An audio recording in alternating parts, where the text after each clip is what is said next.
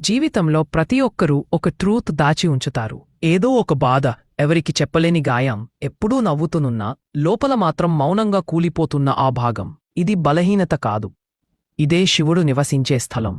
ఎవరూ చూడని నీ నిశ్శబ్ద పోరాటం, అదే నిజమైన తాండవం. శివుడు ఆలయంలో కాదు, నీ హృదయం చీలిపోతున్న ఆ క్షణంలో కనిపిస్తాడు. అక్కడే emotional Shiva, healing Shiva, Rudra Shiva, dark Shiva, divine Shiva అన్నీ ఒకటే అవుతాయి. కొన్ని రోజులు కన్నీళ్లు వస్తాయి. అవి తప్పు కాదు. కన్నీళ్లలోనే చంద్రుని శాంతి దాగి ఉంటుంది. కొన్ని రోజులు కోపం ఎగిసిపడుతుంది. అది కూడా తప్పు కాదు. అది రుద్ర ఎనర్జీ, నీ ఆత్మ బతికి ఉందని గుర్తు చేస్తుంది. కొన్ని రోజులు నీడలు దగ్గరకు వస్తాయి. చీకటి మనల్ని భయపెడుతుంది. కాని అదే చీకటిలో శివుని మూడో కనబడుతుంది.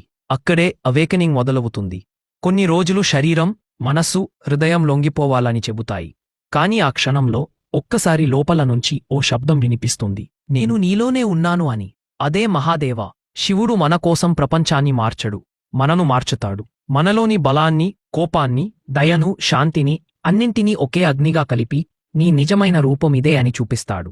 నీకి జరిగిన బాధలు శాపాలు కాదు, అవి నీ శక్తిని మేల్కొలిపే మంత్రాలు.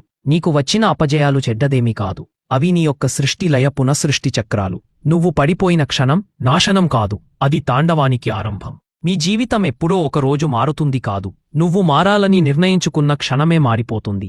అది శివశక్తి. ఇప్పుడే లోపలగా ఒక్కసారి పిలువు, ఓం నమః శివాయ్. ఈ ఒక్క శబ్దం నీ భయాన్ని దహనం చేస్తుంది, నీ హృదయాన్ని నయం చేస్తుంది, నీ ఆత్మను మేల్కొలిపోతుంది. నీలో దాగి ఉన్న మహాదేవుని బయటకు తీస్తుంది. హరహర మహాదేవు. శివుడు నిన్ను కాపాడుగాక, నిన్ను మేల్కొలిపుగాక, నీ జీవితంలో తాండవాన్ని విజయంగా మార్చుగాక.